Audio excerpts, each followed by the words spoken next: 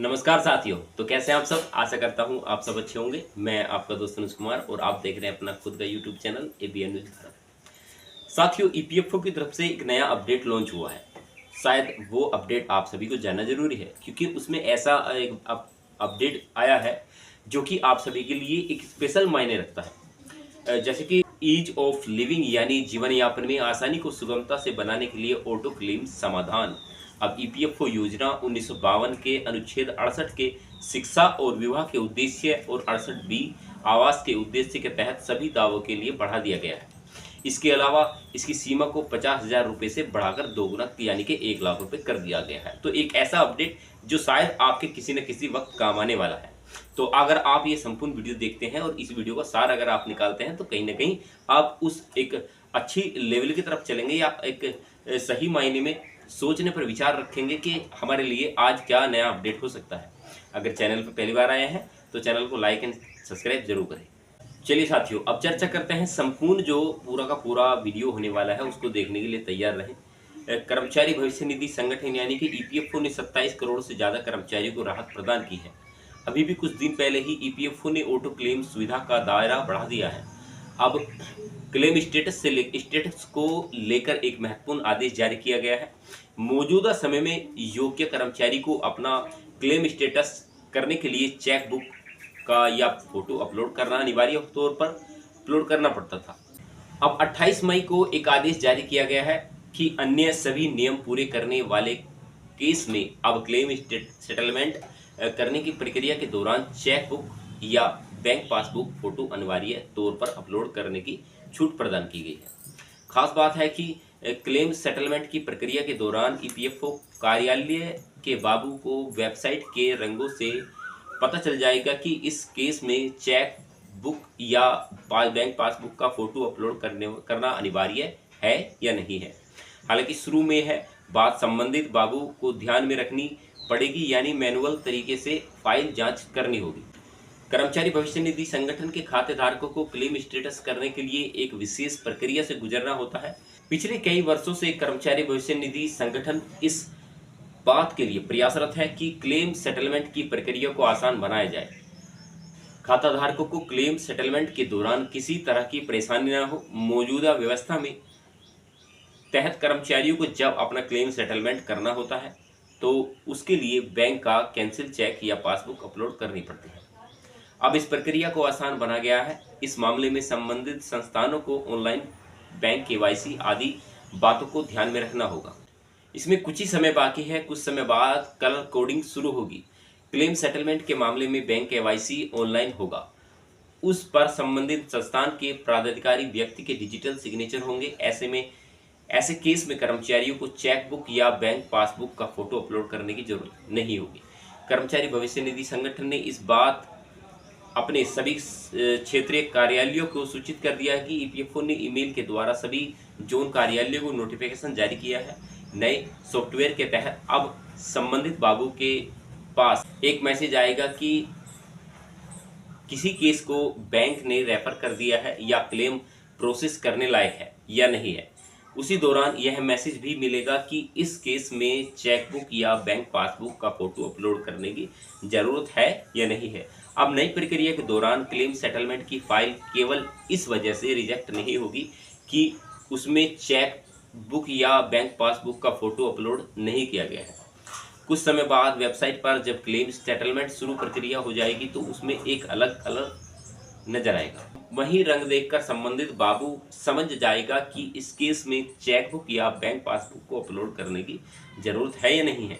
जब तक colour coding नहीं होती तब तक संबंधित बाबू बात का ध्यान रखे कि इस केस में चेक या बैंक पासबुक का फोटो लगाना अनिवार्य है।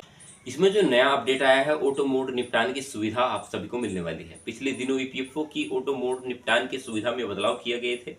पहले बीमारी के लिए अग्रिम राशि मामले में ही ऑटो क्लेम सॉल्यूशन प्रदान किया गया था। लोगों को इसका फायदा भी मिल रहा था। उदाहरण के लिए ईपीएफओ सदस्य अनिवार्य प्रसाद ने 9 मई को अनुच्छेद 68 के तहत बीमारी के लिए अग्रिम राशि लेने का आवेदन किया।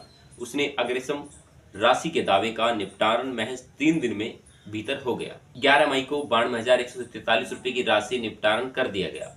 ईपीएफओ ने अपने करोड़ों सदस्यों के जीवन यापन को सुगम बनाने के लिए अब शिक्षा, विवाह और आवास के उद्देश्य के लिए अग्रिम राशि के दावे का ऑटो मोड से निपटान शुरू किया है। ईपीएफओ ने जो स्वतः दावा समाधान या ऑटो क्लेम सॉल्यूशन कर दिया है, उसमें तहत दावे को बिना किसी मानवीय हस्तक्षेप के ईटी सिस्टम द्वारा स्वचालित रूप से प्रोसेस किया जाता है। चलिए साथियों, अब जिक्र करते हैं कि दावा निपटान का ऑटो मोड अप्रैल 2020 में बीमारी के लिए अग्रिम राशि के उद्देश्य से शुरू किया गया। अब इसकी सीमा बढ़ाकर 1 लाख रुपए तक कर दी गई है। चालू वर्ष के दौरान लगभग 2.5 करोड़ सदस्यों को इस सुविधा का लाभ मिलने की आशा है। वित्तीय वर्ष 2023-24 के दौरान ईपीएफओ ने लगभग 4.5 करोड़ दावों को निपटान किया, जिसमें से 60% से अधिक यानी कि 2 करोड़ 84 लाख दावे अग्रिम दावे थे। वर्ष के दौरान निपटाए गए कुल अग्रिम दावों में से लगभग 79,52,000 दावों का निपटान ऑटो मोड उपयोग से किया गया। अब इसमें जो अगला अपडेट है उसके बारे में चर्चा करते हैं कि करोड़ों लोगों को किस प्रकार फायदा होने वाला है। ईज ऑफ लिविंग यानी जीवन यापन में आसानी को सुगम बनाने के लिए ऑटो क्लेम समाधान अब ईपीएफओ योजना 1952 के अनुच्छेद 68 के शिक्षा और विवाह के उद्देश्य और 68B आवास के उद्देश्य के तहत सभी दावों के लिए बढ़ा दिया गया है। इसके अलावा इसकी सीमा को 50,000 रुपये से बढ़ाकर 1 लाख रुपये कर दिया गया है। इस कदम से ईपीएफओ के करोड़ों सदस्यों को लाभ पहुंचने की उम्मीद है। स्वतः निपटान या ऑटो सेटलमेंट की तरह पूरी तरह प्रक्रिया मानवीय हस्तक्षेप के बिना ऑटो प्रणाली द्वारा स्वचालित करी जाएगी। केवाईसी पात्रता और बैंक सत्यापन के साथ कोई भी दावा आईटी टूल द्वारा स्वचालित रूप से भुगतान के लिए संसाधित या प्रोसेस किया जाता है। इसके परिणाम स्वरूप ऐसे अग्रिमों के लिए दावा निपटान की अवधि 10 दिन से घटाकर 3 या 4 दिन के भीतर की जा सकती है। सिस्टम द्वारा विद्यमान नहीं होने वाले दावों को अस्वीकार नहीं किया जाता। इसके बाद उन्हें दूसरे स्तर की जांच और अनुमोदन के लिए भेजा जाता है। ऑटो दावों के दायरे का विस्तार आवास, विवाह और शिक्षा उद्देश्य के साथ साथ उनमें वृद्धि से सीधे तौर पर अनेक सदस्यों को कम से कम संभवतः अवधि के भीतर अपने धन का लाभ उठाने में मदद मिलेगी, जिससे उन्हें शिक्षा, विवाह या आवासीय संबंधित आवश्यकताओं तत्काल पूरी करेंगे में पर्याप्त सहायता मिलेगी। इसे 6 मई 2024 को पूरे भारत में शुरू किया गया और तब से ईपीएफओ ने सेवा प्रदान करने वाली इस पहल को माध्यम से लगभग 45.95 करोड़ रुपए से लेकर 13,011 मामलों को मंजूरी दी है। तो साथियों, ईपीएफओ की तरफ से जो भी अपडेट निकला, ये कहीं ना कहीं आपके लिए स्पेशल मोमेंट रखा होगा। ऐसे कितने सारे अपडेट हैं जो कि आपके लिए डे बाय डे निकलते हैं। अगर आप चैनल सब्सक्राइब करते हैं तो आपको ऐसे ऐसे अपडेट या मान लीजिए कि पुरानी पेंशन योजना, आप पेंशन योजना की बात करते हैं तो पेंशन योजना में भी आपको कहीं ना कहीं बेनिफिट होने वाला है। कुछ ऐसे किस्से, कुछ ऐसे मुद्दे या कुछ ऐसे अपडेट डेली के डेली अपलोड मैं इस चैनल पर करता हूँ क्योंकि सभी पूरे भारतवर्ष के कर्मचारियों का चैनल है। तो आप इस चैनल को सब्सक्राइब कर सकते हैं और चैनल पर जाकर विजिट करना कि क्या पता कोई सी वीडियो आपके किसी न किसी काम की निकल जाए। तो साथियों, इसी छोटी सी आशा के साथ अभी तक आपने चैनल सब्सक्राइब कर दिया होगा। मिलते रहेंगे आपसे ऐसे ही नॉलेजेबल मुद्दे के साथ। तब तक अपना ख्याल रखें। तब तक के लिए नमस्कार, जय हिंद, वंदे मातरम।